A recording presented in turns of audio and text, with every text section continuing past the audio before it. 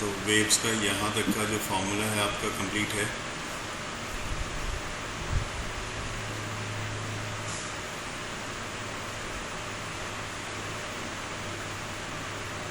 चलिए नीचे देखते हैं superposition of waves. Principle of superposition of waves का है तो सिंपली सबको आप ऐड कर देते हो, पहले वेव का जो है दूसरे वेव का सबका आप यहाँ पे एडिशन कर देते हो। स्ट्रिंग में जो फ्रीक्वेंसी होती है फंडामेंटल फ्रीक्वेंसी, उसके लिए आपके पास फार्मूला ये है। और ऑर्गन पाइप में जो होती है उसके लिए उसमें दो अलग अलग हैं, एक ओपन ऑर्गन पाइप का फ्रीक्वेंसी है फंडामेंटल फ्रीक्वेंसी, या इसी फंडामेंटल फ्रीक्वेंसी को आप फर्स्ट हार्मोनिक भी बोलते हो। उसी तरह से दूसरा जो है आपका fundamental frequency closed organ pipe के लिए या फर्स्ट हार्मोनिक अगर देखा जाए तो उसके लिए थोड़ा डिफरेंट फार्मूला, जैसे यहाँ पे न्यू इक्वल टू V/4L का दिखा रहा है। ऑर्गन पाइप में ही जितना इवन एंड ऑड हार्मोनिक्स होते हैं तो ये फॉर्म्स कुछ इस तरह से होता है, N1:N2:N3 इक्वल टू इतना होता है ओपन वाले में बिल्कुल। तो हमेशा ध्यान रखेंगे कि ओपन ऑर्गन पाइप में जो होता है, इन ओपन ऑर्गन पाइप जो ये सीरियल वाइज यहाँ पे आप देख सकते हो इवन नंबर और ऑड नंबर दोनों ही होते हैं, 1:2 लेकिन इसके ओवरटोन रेशियो ऑफ ओवरटोन की बात करें तो कभी कभी डायरेक्ट क्वेश्चन आता है तो यहाँ देख लेंगे 2:3 ये भी ऑर्डर वाइज होता है लेकिन 2 से शुरू होता है रेशियो ऑफ ओवरटोन, एक के बाद दूसरे से। और मैक्सिमम पॉसिबल जो वेवलेंथ होती है इसकी वो 2L की होती है। उसी तरह से क्लोज ऑर्गन पाइप की बात कर लें तो इसमें जो आपने फंडामेंटल फ्रीक्वेंसी वेवलेंथ लिखी है इसमें frequency equals to velocity by 2L है। हाँ बिल्कुल, V/2L है फंडामेंटल फ्रीक्वेंसी जो ओपन ऑर्गन पाइप के लिए है।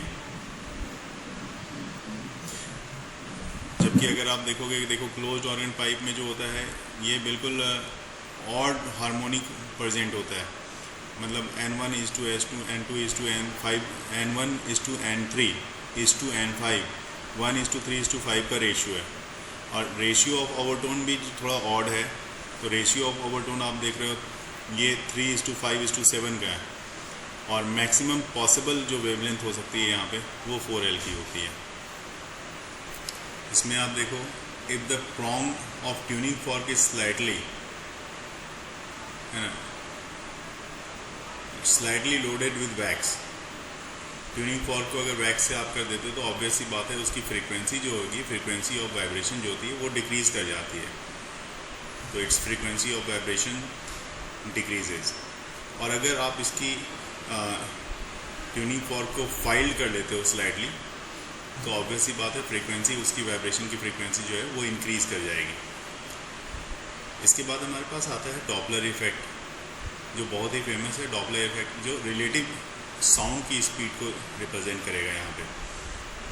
तो नॉर्मली ये ट्रेन और ऑब्जर्वर के लिए हम लोग स्टडी करते थे, तो यहाँ पे आप देख सकते हो this is the relative motion between the source, जो सोर्स साउंड की होगी, एंड द ऑब्जर्वर। सोर्स को एस से लिखा है, ऑब्जर्वर को ओ से लिखा है।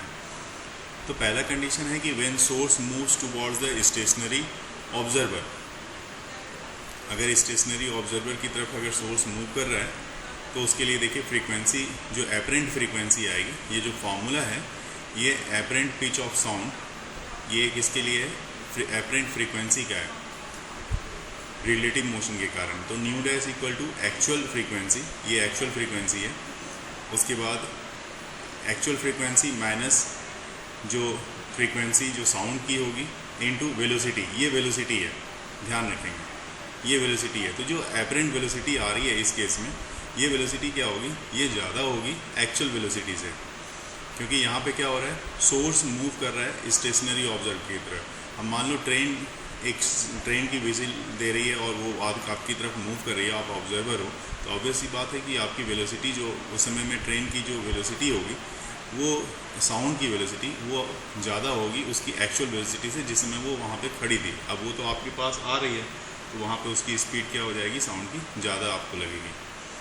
उसी तरह से दूसरे केस में देखो, when source moves away from the stationary observer, अगर ये दूर जाएगा तो ऑब्वियसली बात है वहाँ पे उसकी साउंड हमें थोड़ी कम सुनाई देगी।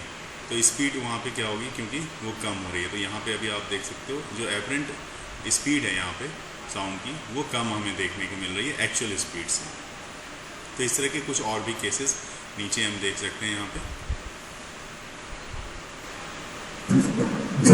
कि हर चीज़ में एरर है यहाँ पे। तो यहाँ पे जो एंटी नोड का जो डिस्टेंस होता है वो ओपन एंड में, तो वहाँ पे उसकी एरर 0.6 आर के इक्वल है, जहाँ आर जो रेडियस है पाइप की।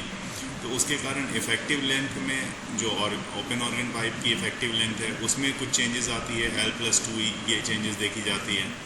और जो दूसरी लेंथ है जो क्लोज ऑर्गन पाइप है उसमें L+E की चेंजेस देखी जाती है। तो इस पे बेस्ड हालांकि बहुत ही कम न्यूमेरिकल्स होते हैं, लेकिन करेक्शन की बात के पॉइंट ऑफ व्यू से यहाँ पे इसको दिखाया है मैंने। ये तो हमें पता है यहाँ पे यूनिट जो होती है लाउडनेस की, साउंड की यूनिट जो है वो बेल होती है, और ये फार्मूला इंटेंसिटी के लिए यूज़ किया जाता है। ये बहुत ही कॉमन फार्मूला यूज़ कम होता है, लेकिन इसके पे न्यूमेरिकल्स ज़्यादा आते हैं। और देखिए यहाँ पे वेबर फ्रेशनर लॉ, इसको जो बोला जाता है, ये जो लॉ है साउंड ऑफ इंटेंसिटी के लिए, जिसमें I0 जो है वो थ्रेशोल्ड हियरिंग है, इसको बोला जाता है, this is called weber freshener law. और बीट्स के बारे में तो आप जानते ही हो, ये फ्रीक्वेंसी का डिफरेंस होता है ना, तो डिफरेंस इन फ्रीक्वेंसीज को बीट्स बोला जाता है।